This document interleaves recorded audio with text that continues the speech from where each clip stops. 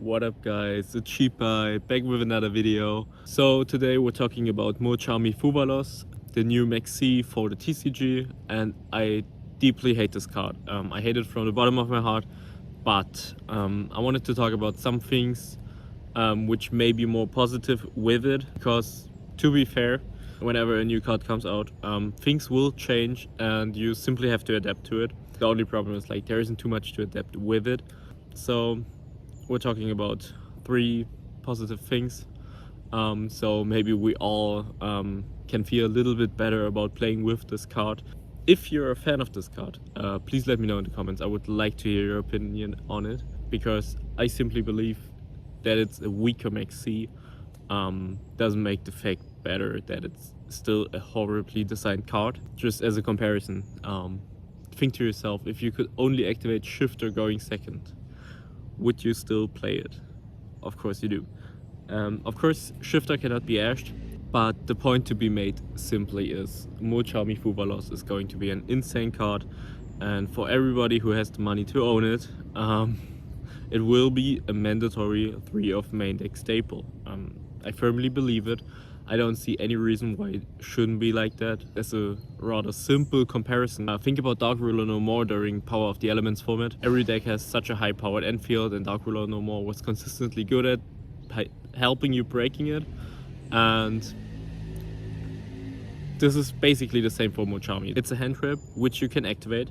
You will most likely be going neutral with it at worst, and it has the same impact on your opponent as like 2 hand traps, because they have such a mediocre board that it's basically not even there. Like, you can probably simply ignore the board and just play through it, because it's like 1 or 2 weak interruptions. And with the capability of every like tier 3 and above deck, even lower maybe, to simply be able to OTK, or like even OTK through a weak board, more often than not, it will be hurting us all, and we will be OTK'd after getting Mulcharmied. And I don't even want to get into the nitty-gritty of what it means for the local scene, because I feel like only hyper-competitive players will buy the cards. And because those are official tournaments, you cannot use proxies, not officially. It's going to be like a literal hellfest of people having the Fuwalos and people not having the Fuwalos. So, but what are the positive things I wanted to talk about? Let's think through the following scenario. Everybody's main deck will have 3 Fuwalos, 1 Called by the Grave, 3 Ash Blossom, and the mediocre player will most likely play triple Crossout Designator. Crossout is a thing I'm not entirely sure about if you should even main deck it, because even though Fuwalos is really good, Crossout is still reliability on your opponent even playing into your cards. But what do I want to get into? The thing is, if we all play Fuwalos, there's a good possibility that post-board, like in game 2 or 3, when you lost the game beforehand, so you get to choose if you go first or second, there might be a viable strategy in choosing going second, because there are cards like Purulia, Fuwalos, Phantasme, Rescue Ace Impulse, and all of the good stuff, things which can be side decked, or like some of them will be main decked, like Fuwalos.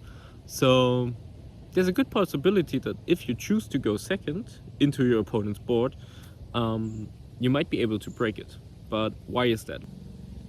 Why is it different in comparison to like the current format? It's rather simple. The thing is, the problem is all those insane boards which we have right now can be made with like 1 or 2 cards at maximum 3, and these boards are backed up by 1 or 2 hand traps. But post-boarding, if your opponent maybe puts out 1 engine requirement and maybe sides in strong going second cards, because think about it this way, those boards are really oppressive, we've all been putting up, so we need oppressive going second cards, meaning they're dead going first. To go through, let's say your opponent has like 7 dead cards going first in the deck, maybe 8, maybe 9, could be higher depending, because personally I really enjoy the ability to side all the deep draw hand traps, and I feel like it's really good, because then you only need like a little amount of specific non-engine, but you will always have the perfect engine and so you're rather capable of playing through fields. And now in the current position, you're going second into your opponent's board, and the cards he has left in hand, which should have been hand traps, can most likely be dead cards, meaning Crosser Designators, maybe Talents, maybe evenly Dark Ruler, Fuwalos, all those things, Purulia, Phantasme. Of course, things like Purulia they can throw in their own turn to protect themselves against Bistros and such. But the general idea is like maybe going second post board is a rather good idea, especially in a game 3 scenario where you need to go all in to secure the match. Because if you're doing it in game 2, maybe your opponent is getting the same idea, and then it will be a weird mind game in game 3.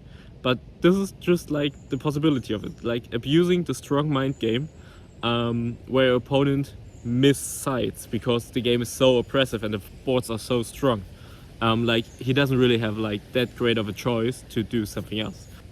Of course, we will have hand trap decks, which will be normal, but I feel like the amount of board breakers will be increasing because like even the upcoming decks, as I talked in my last video, there is a good possibility of mixing hand traps with board breakers might be possible again. And I feel like this is a good thing for the game, even though it's because of a little bird. And for now we have established that maybe board breakers will be better because of dead cards in the hand, and also post-siding, choosing to go second will be better. But what in general for deck building, what does it mean if we have the Fuwalos? Aside from the obvious things of putting into your deck cards like Called by the Grave, Ash Blossom, like mandatory. The other thing will be that engines can get a little boost by being good into Fuwalos. So what I mean by that is like, don't choose a deck simply because it can make a line to give your opponent one draw, which is certainly a good thing, but always think about the fact that it happens a third of all games, and if you're choosing an objectively worse deck to play just because of Fuwalos, you still miss out on like 2/3 of the games where you just have a worse deck than your opponent. So you need to find a middle ground, and which I feel like is rather overlooked or like not being looked into enough for now, because we're not playing Rage of the Abyss currently, is the consideration of other engines. There are some engines which come to mind, which are at first the Kashtira engine, because if you look over to the OCG, Kashtira suffers from severe hits, and we are already playing it in, for example, like Snake Eyes piles. We all know the Kashtira Snake Eye pile, and there's like nothing holding us back to do it with other cards. Because like, for example, pure Kashtira is an awful deck. It's really, really bad. But just mixing the good Kashtira cards into your good deck certainly does a lot. Just having the possibility of using Fenrir and Unicorn to push your board and establish something under the Fuwalos to play through it a little better. Because let's be honest, Fenrir and Unicorn, unless you use Theosis, don't give your opponent any draws. And then you can just simply put up an IP Masquerena and an in-engine trap. Like, if your deck is able to put up this by just giving your opponent one draw, because you have like an in-archetype searcher, and then you make a little link summon, suddenly your deck is like really okay into Fuwalos, or like your board is really okay. As mentioned in the beginning, those half boards can be easily OTK'd, but hopefully you're backed up by a non-engine, or like backed up by anything. And depending on the deck, those in-archetypal traps can be really, really good. So I would highly recommend considering it, because you have things like the Scarecrow trap. So Kashtira is simply really good, and you could also be taking things like one Theosis, given that your deck could be playing under the Exilog, or like just a little bit, like you can use the Theosis later or some things. By that, simply, you can use this engine to get into your place. If you have a level 3 monster for Tracker Sack lines, even better, or if you're playing things like Snake Eyes, it's really, really good. I feel like even with Azamina, we will probably still see Kashtira monsters in it, just to be better into things like Fuwalos. And if we think a little more older than Kashtira cards, we have other engines, such as Sprites, which are really cool, because you can just easily tag like Sprite Blue and Red or Carrot, or even a Jet, which I personally wouldn't use starter because it gives the opponent a draw, but you could use it during your opponent's turn so they don't get the draw and you can use the link bodies. Or you could even go for things like smashers or double cross, which I don't like too much personally. But just to keep it as a simple example, let's think about White Forest. Not exactly meta, but at the same time not a bad deck. And just by the inclusion of LZ, you have a level 2 monster which is highly accessible in your deck, and it makes it able so you can use the Sprite Blue to end on additional interruptions. As mentioned, you can have IP setups, you can have IP with the Woes trap, or like the White Forest trap. I don't know the name currently, but you know what I mean. So you basically have another engine which is okay to play. It's not particularly bad. Of course, there's a reason why we currently don't play it in the TCG. But at the same time, it isn't as bad that you would never consider it. So you could be going for hybrid decks by not really decreasing the power of your deck, but at the same time making it better into the Fuwalos. So sprites and Kashtiras are good. The perfect example for everything is the Adventure Engine, which is an engine like that fell off really hard, but at the same time, like the Kashtira cards, it wasn't hit in our region, it was only hit in the OCG. I believe they have it at full power by now, so they should have. But the Adventure Engine is really good because it gives your opponent 0 draws and it establishes an Omni Negate, which is really powerful. Like, we don't need to talk about how good Omni Negates are. Of course, it comes with a little bit of brickiness, but we could also just cut the Draco back and live with the fact that we need to discard a card.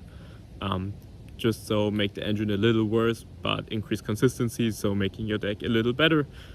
But it highly depends on the deck itself. What I want to do is to make an updated deck profile on Adventure Dragon Link, but I'm still working on the combo, so until I have something nice to show, which does not include even more pricks, those are probably my top 3 engines for tackling your deck against the Fuwalos. But there are also other engines, for example the Horus cards and the Runic cards. Getting into the Horus cards first, the Horus cards aren't particularly bad at staying on the field, because think about Dua Mutev, Harpy and Dipseti. Please don't play all 3 unless your deck has like really good discard outlets. But in general, those cards are really sticky because they have the good protection and they have like some sort of benefit if something gets removed on your field, and your opponent will most likely not be able to remove them all at the same time.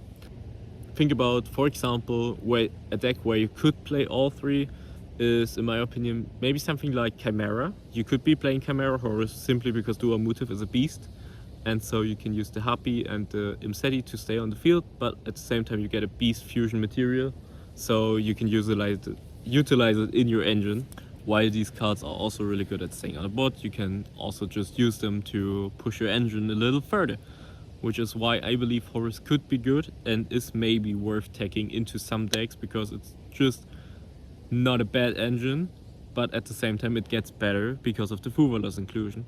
And the same goes for Runic, even though I'm personally not a Runic enjoyer, even though I'm German, so maybe I should be liking Runics. But the thing about it is, like, I personally don't like them because of the time rules.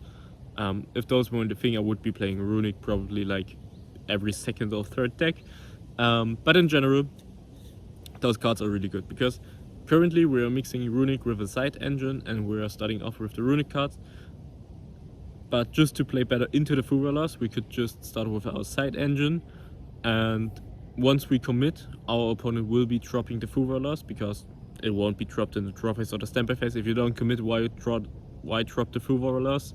Unless you're scared of like Kashtira Unicorn or like Talents, but if they Talents you, you're already through because you made them commit into the field, like they cannot add on nothing.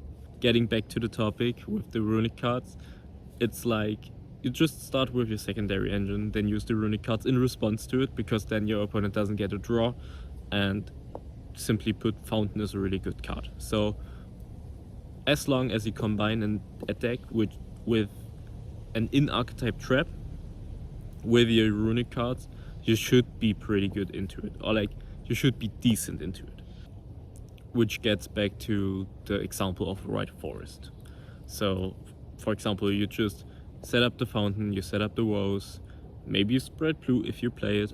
leading into a board which is good enough to start a grind game where your opponent doesn't just instantly annihilate you. So ruining in general could be good. It isn't personally my type of flavor, but I thought I wanted to mention it just so every engine which I believe gets better under the Fuwalos will be mentioned here, and you can make your mind up for yourself.